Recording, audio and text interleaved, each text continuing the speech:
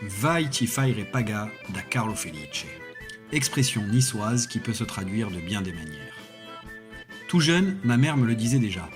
Va voir Carlo, va te faire payer par Carlo. Mais moi, je me demandais toujours, mais c'est qui ça, Carlo?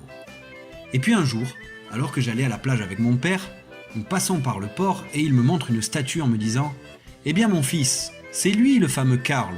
C'était un roi de Nice et il ne payait pas. » Ah d'accord papa. Moi, je m'imaginais un vieux tout bizarre. Bon, c'est vrai que c'était un roi vieux, puisqu'il est arrivé au pouvoir très tard, en 1821, à 56 ans.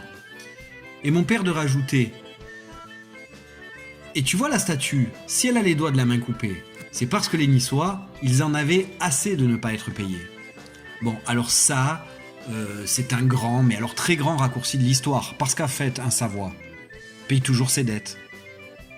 À moins que ça, ce ne soit la devise d'une autre famille noble. Enfin bref, l'histoire des doigts de la main coupés. C'est parce que, historiquement, les rois sardes ont aboli le port franc de Nice en 1851.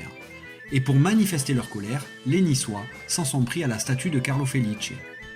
Pauvre roi Carlo, il n'y était pour rien, lui. C'est son successeur, Charles Albert, qui a pris cette décision, et donc c'est lui qui aurait dû subir la colère des Niçois. Et oui, car soyons honnêtes, le roi Carlo Felice, il payait bien en réalité, jugez plutôt. 1822, le parc de la colline du château, c'est lui. 1826, le deuxième bassin du port Olympia, c'est encore lui. 1828, l'opéra de Nice, c'est toujours lui. Mais ça en fait des chantiers alors.